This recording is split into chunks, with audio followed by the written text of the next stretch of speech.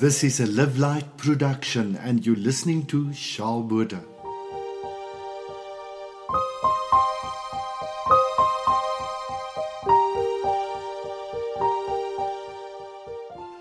Some 12 years ago, I stood watching my university students file into the classroom for our first session in the theology of faith. That was the first day I first saw Tommy. My eyes and my mind both blinked.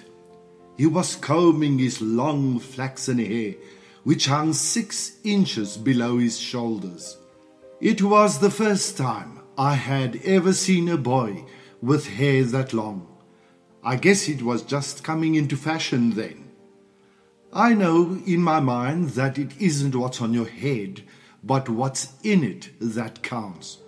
But on that day, I was unprepared and my emotions flipped. I immediately filed Tommy under S for strange, very strange. Tommy turned out to be the atheist in residence in my theology of faith course. He constantly objected to, smirked at, or whined about the possibility of an unconditionally loving Father God.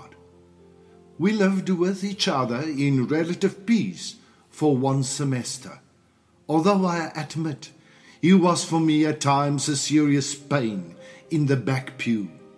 When he came up at the end of the course to turn in his final exam, he asked in a slightly cynical tone, "Professor, do you think I'll ever find God?" I decided instantly on a little shock therapy. "No," I said very emphatically. "Oh," he responded, "I thought that was the product you were pushing." I let him get 5 steps from the classroom door and then called out, "Tommy, I don't think you'll ever find him, but I am absolutely certain that he will find you." He struggled a little and left my class and my life. I felt slightly disappointed at the thought that he had missed my clever line. "He will find you." At least I thought it was clever. Later I heard that Tommy had graduated and I was duly grateful. Then a sad report. I heard that Tommy had terminal cancer. Before I could search him out, he came to see me. When he walked into my office, his body was very badly wasted, and the long hair had fallen out as a result of chemotherapy. But his eyes were bright, and his voice was firm for the first time, I believe. "Tommy, I've thought about you so often. I hear you are sick," I blurted out. Oh yes, very sick, Professor. I have cancer in both lungs. It's a matter of weeks." "Can you talk about it, Tom?" "Sure. What would you like to know?" "What's it like to be only 24 and dying?" "Well, it could be worse." "Like what?" "Well, like being 50 and having no values or ideals. Like being 50 and thinking that booze, seducing women and making money are the real biggies in life." I began to look through my mental file cabinet under S, where I had filed Tommy as strange. It seems as though everybody I try to reject by classification, God sends back into my life to educate me. But what I really came to see you about," Tom said, "is something you said to me on the last day of class. You remembered." He continued, "I asked you if you thought I would ever find God, and you said no, which surprised me. Then you said, 'But he will find you.' I thought about that a lot, even though my search for God was hardly intense at that time." My clever line, "He thought about that a lot." But when the doctors removed a lump from my groin and told me that it was malignant, then I got serious about locating God. And when the malignancy spread into my vital organs, I really began banging bloody fists against the bronze doors of heaven. But God did not come out. In fact, nothing happened. Did you ever try anything for a long time with great effort and with no success? You get psychologically glutted, fed up with trying, and then you quit. Well, one day I woke up, and instead of throwing a few more futile appeals over that high brick wall to a God who may be or may not be there, I just quit. I decided that I didn't really care about God, about an afterlife, or anything like that. I decided to spend what time I had left doing something more profitable.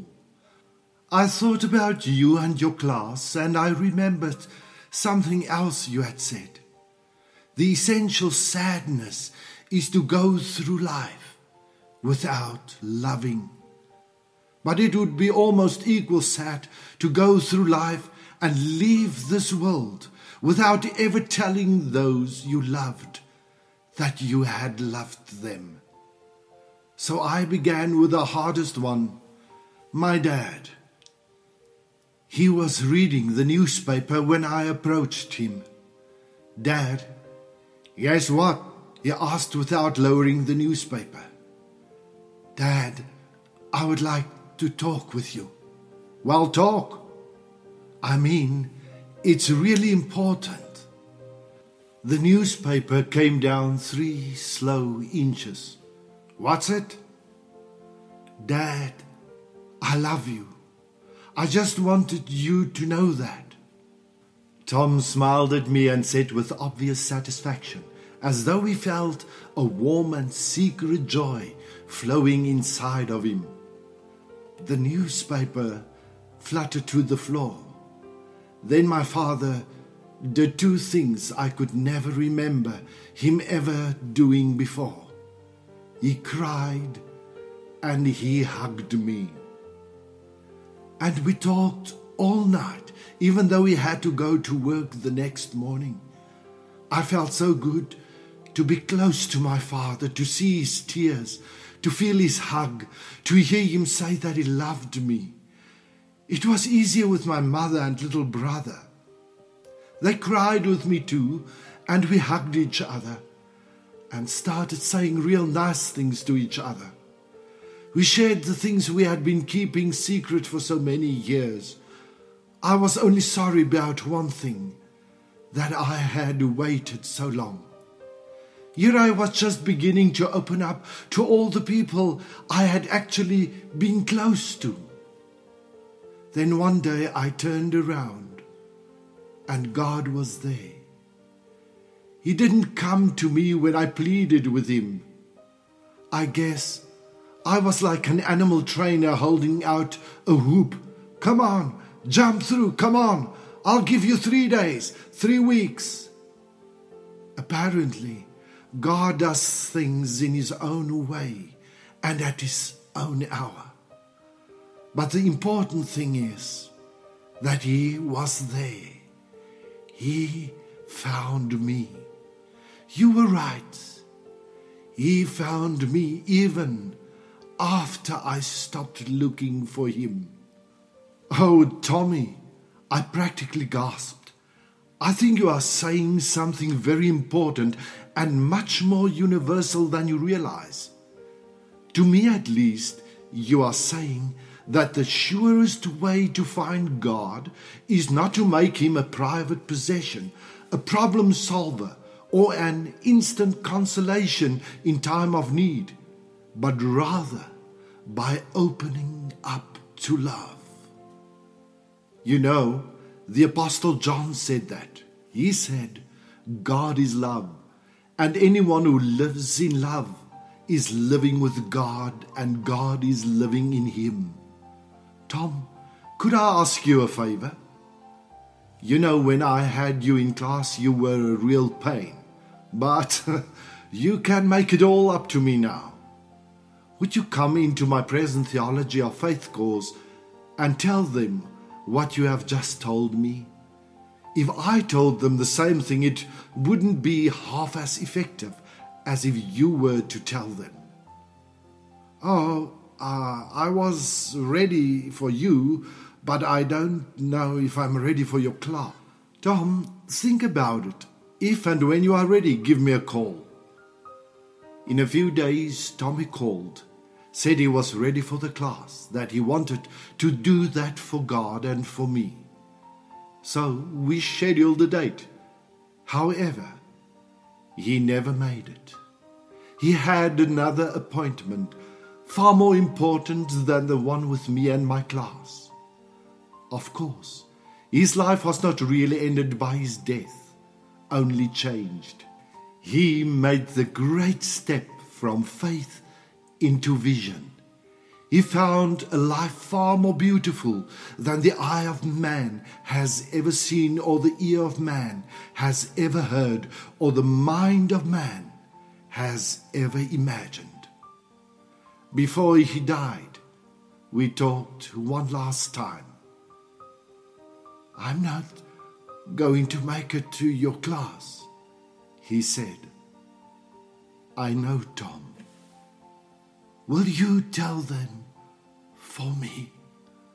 Will you tell the whole world for me? I will, Tom. I'll tell them. I'll do my best. So to all of you who have been kind enough to hear the simple statement about love, thank you for listening. And to you, Tommy, somewhere in the sunlit, verdant hills of heaven, I told them, Tommy, as best I could. This was the story of Tommy as was told by Professor John Powell of the Loyola University in Chicago. Be blessed, and may God find you too.